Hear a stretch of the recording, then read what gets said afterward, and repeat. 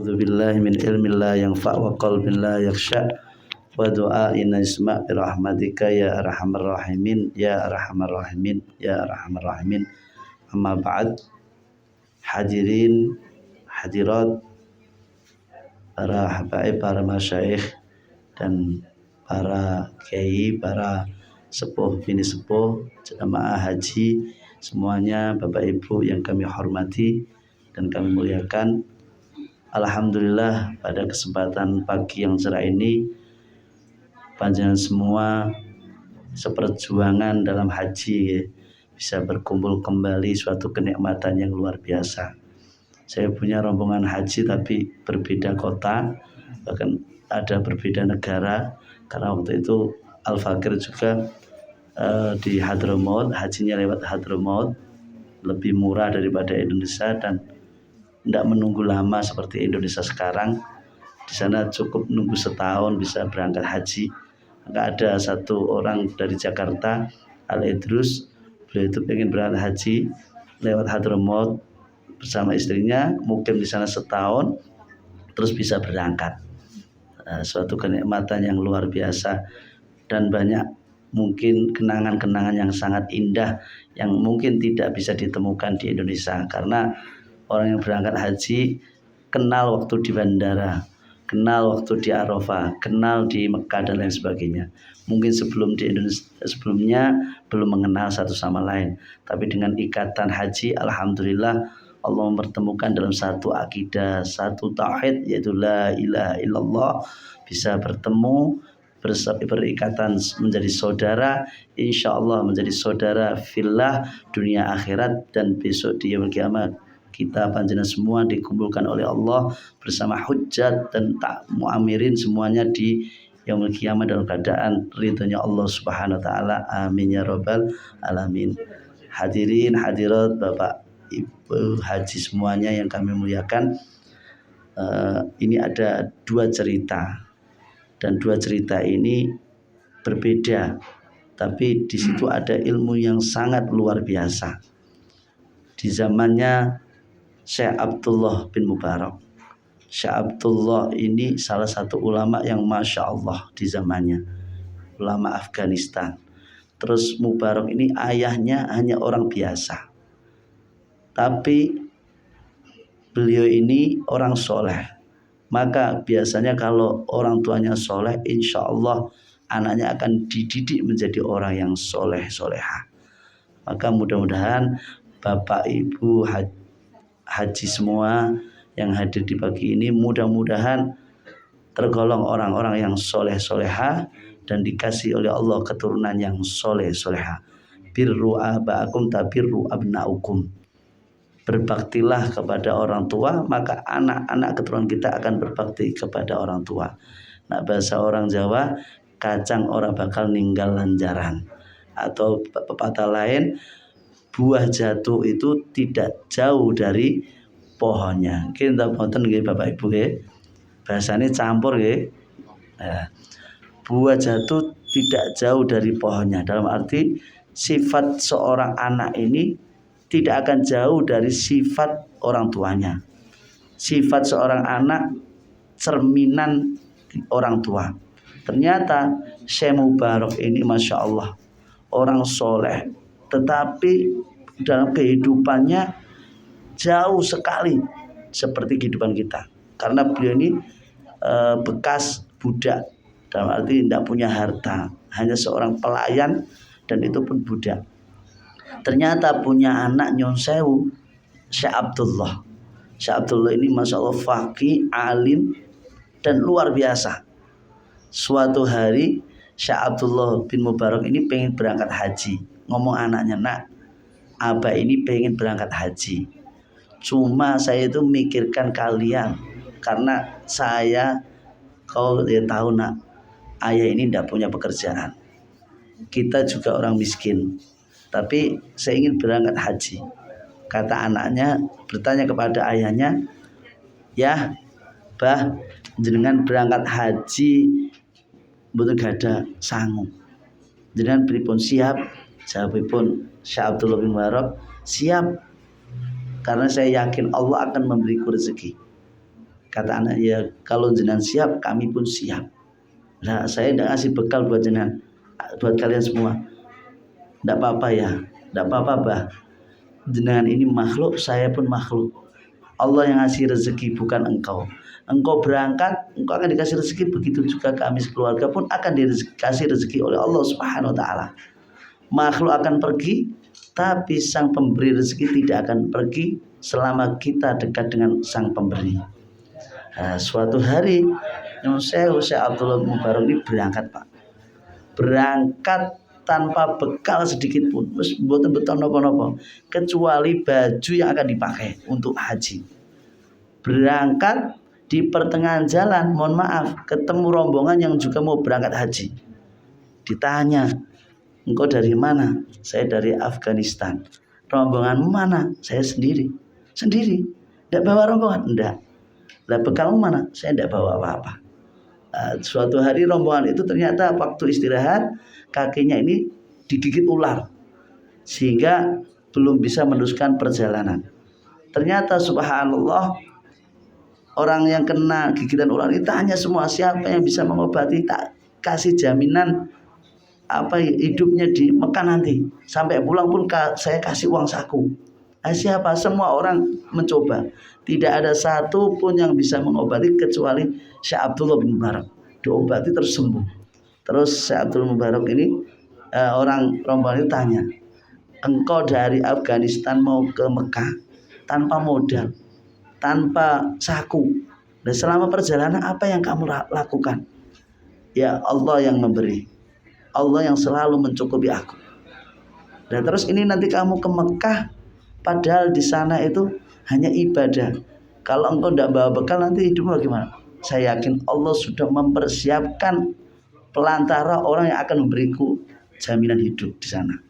Ternyata subhanallah, orang yang bertanya yang diobat itu, detik ini sampai nanti ke Mekah aku yang menanggungnya.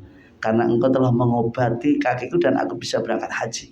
Seandainya tidak ada orang yang mengobati kaki, mungkin aku tidak bisa berangkat, mungkin aku pulang. Tapi sebab lantaran engkau mengobati aku, Allah mengutusmu, maka Allah juga menyuruhku untuk menanggung hidupmu besok di Mekah untuk haji. Sehingga Syekh Abdul Mubarak sampai sana ternyata dalam jaminan, yaitu Allah lewat orang tadi. Walhasil ke Mekah dengan jaminan satu orang itu tadi, biaya hidupnya. Ternyata di rumah pun sama. Si anak ini ngomong ibunya, Bu, ini ayah pergi haji, tidak meninggalkan nafkah buat kita. Kita yakin kita punya Allah Subhanahu Wa Taala, bahwasanya Allah menjamin rezeki kita semua. Kata ibunya, iya nak, yang penting kita sabar. Hari ke-1 mohon maaf, tidak ada makanan. Hari kedua tidak ada makanan. Hari ketiga tidak ada makanan. Sampai ibunya agak putus asa, nak, kita ini sudah hari ketiga ini, kita tidak makan. Nunggu kapan lagi nak? Kapan Allah akan memberi kita rezeki? Kata anaknya, tenang Ma, insya Allah Allah akan mengirimkan pelantara untuk datang ke sini memberi rezeki kepada kita. Ternyata betul. Pas hari ke-4, raja, ibarat presidennya berkunjung di tempat itu. Walhasil minumannya yang dibawa raja itu kehabisan. Tanya-tanya tempat, tidak ada air. Terus raja mengutus menterinya, coba cari kan air di lingkungan ini. Nah, ternyata menteri itu mendatangi rumahnya Syekh Abdullah bin Mubarak, minta air. Setelah dapat air, dibawakan menterinya ke raja, terus raja minum. Subhanallah, kata raja, saya minum air ini tidak seperti air yang lainnya. Aku merasakan beda, seperti air ini kayak air Zam-Zam. Ini pemiliknya pasti bukan orang sembarangan. Coba ayo tunjukkan aku rumahnya. Nah, ternyata diajak Nyun Sewu ke rumahnya ndak layak, wis jelek. Mungkin termasuk di bawah rata-rata. Ini rumah siapa? Rumahnya Abdullah Mubarak raja. Coba kita tanyakan. Ditanya ini. Assalamualaikum, waalaikumsalam. Ini katanya rumahnya Abdul Mubarak. Betul, betul. Lah orangnya mana? Orangnya pergi haji. Yang di rumah siapa? Anak istri. Terus ini saya yakin ini bukan rumah orang sembarangan. Saya yakin ini orang Masya Allah, orang soleh ini. Karena saya minum airnya ngerasa banget beda dengan air-air yang lainnya. Gini aja, karena aku merasa puas dengan air minum yang kalian berikan kepada kami, maka ku hadiahkan saya punya sabuk. Nah, sabuk raja itu tempelannya mutiara dan lain sebagainya. Dikasihkan, ini hadiah buatmu.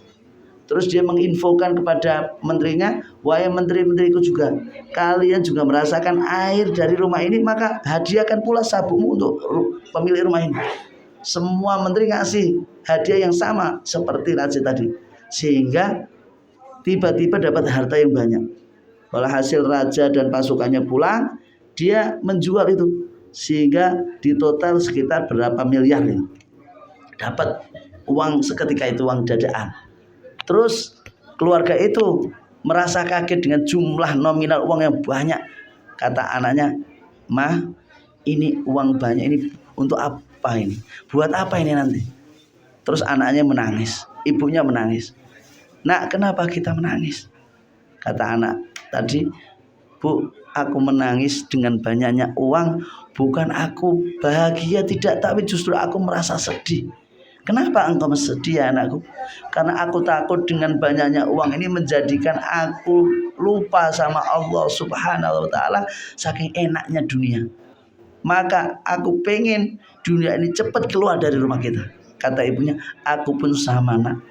Aku takut dengan banyaknya harta ini menjadikan kita lupa sama Allah Subhanahu wa ta'ala. Padahal selama ini Allah memperhatikan kita dengan mengirimkan banyak harta.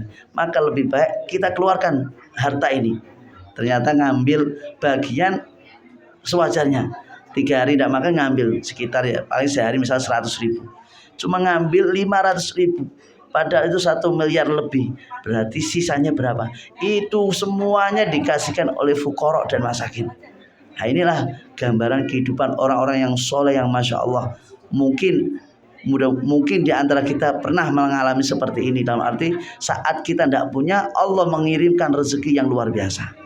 Terus lagi di satu sisi cerita yang lain, ada satu orang, dia pedagang kaya raya, hidupnya itu Masya Allah tercukupi dengan kehidupan duniawi yang luar biasa.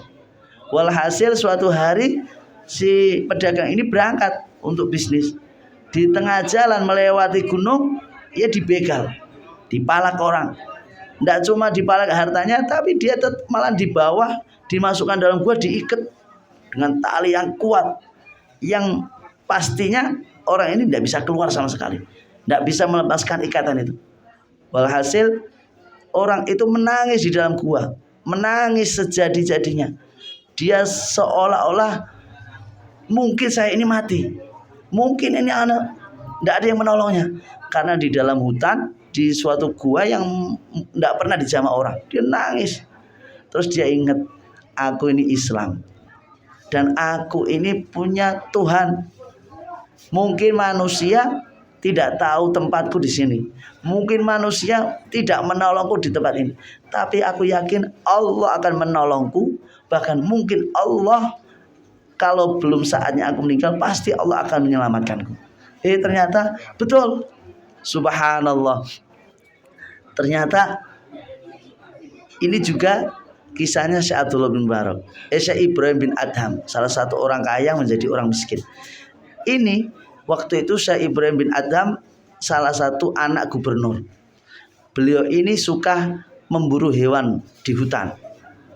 Karena kesehariannya memburu hewan di hutan, beliau itu mau sarapan.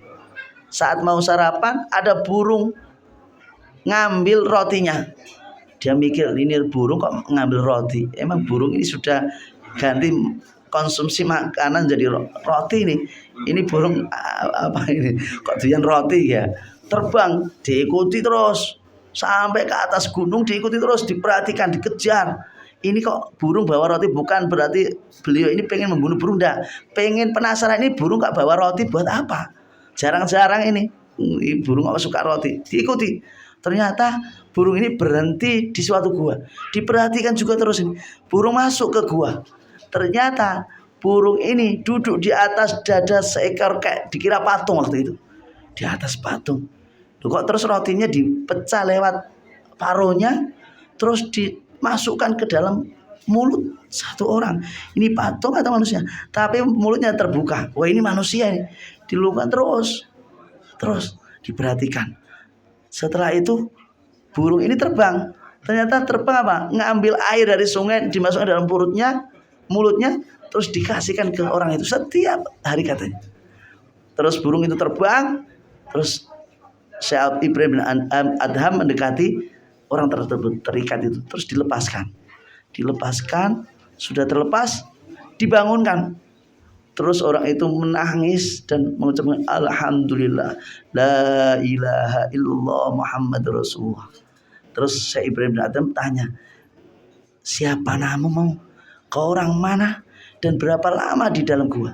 Dia mengatakan, aku di dalam gua sudah berbulan-bulan.